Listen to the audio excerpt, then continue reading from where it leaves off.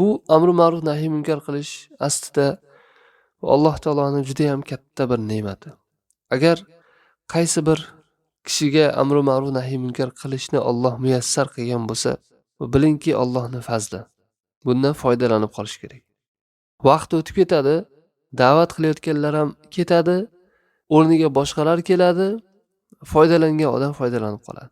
Foydalanmay bir nimalar bilandir o'tkazgan odam ham undan ham imkoniyatlar ketadi, lekin kim yutadi, kim yutkazadi?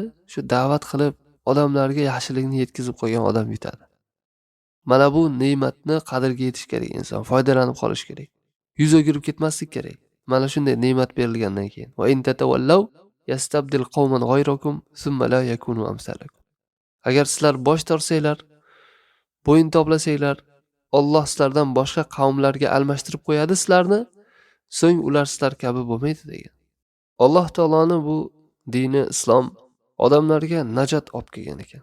Jahannamga qarab ketayotgan odamlarni jannat tomoniga chorlagan, jannat tomoniga burgan.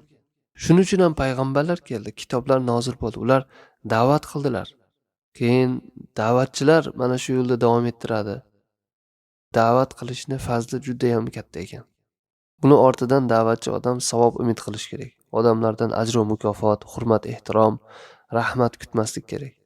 Va bu narsaga yengil qarab, bir mustahab narsa, fazilatli narsa qilmasa ham bo'laveradi-yu, qilsa yaxshi degan narsa emas bu. Mana shu ko'zoynak bilan qarab qolmaslik kerak. Ma'siyat bo'lib turibdimi, uni o'zgartirmasa, da'vat qilmasa, amri ma'ruf nahiy munkar bo'lmasa, Allohga duo qiladi, odam ijobat bo'lmay qo'yadi. Alloh taolo shunaqa azob yuboradiki, umumiy bu azobni ko'tarmay qo'yadi ekan, Alloh asrasin. Duo qiladi, odam ijobat bo'lmay qo'yadi. Bu yomon holat bu.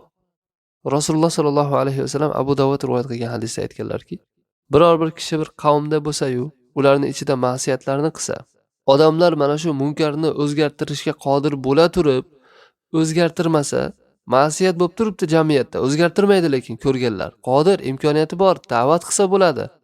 Hamma o'zi bilan o'zi bo'lib da'vat qilmasa, Alloh ularga odamlar vafot topishlaridan oldin shunday bir azob yuboradi degan. Bu amri ma'ruf nahiy munkar insonning bir badanidagi immunitetga o'xshaydi ekanda. Agar immunitet tushib ketsa nima bo'ladi odamni? Har qanday kasalliklar kelib ilakishadi.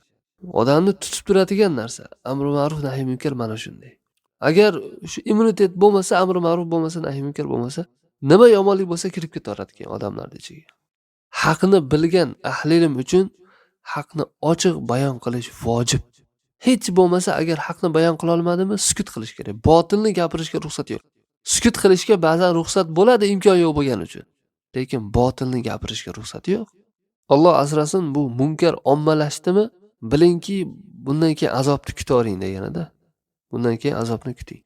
Mana Lut alayhisalomning qavmiga azob umumiy keldimi? Va ta'tuna fi nadikumul munkar. Jamoa bo'lib o'zining jamoatlarida munkarni ochiq-oydin qilishardi ular.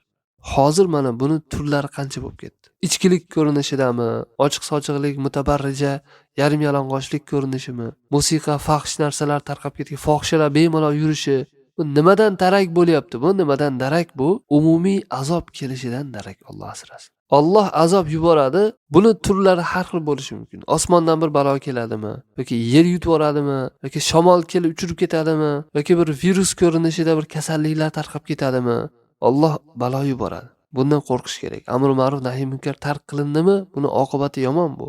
Mana hadisda Abdulloh ibn Umar radhiyallohu anhudan keladi. Nabiy sallallohu alayhi vasallam aytganlarki, qay bir qavmda fohishalik zohir bo'lsa, hatto uni oshkor e'lon qilsalar, illo ularning ichida to'un, o'lat kasali tarqab ketadi degan.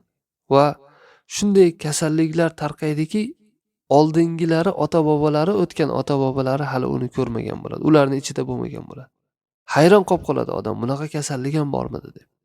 Shayxul Islom ibn Taymiy rahimahulloh aytganlarki, umumiy o'limlarning sababi zino ko'payib ketganligi uchun deganlar. Umumiy o'lim bo'lyaptimi? Bilingki zino ko'paygan.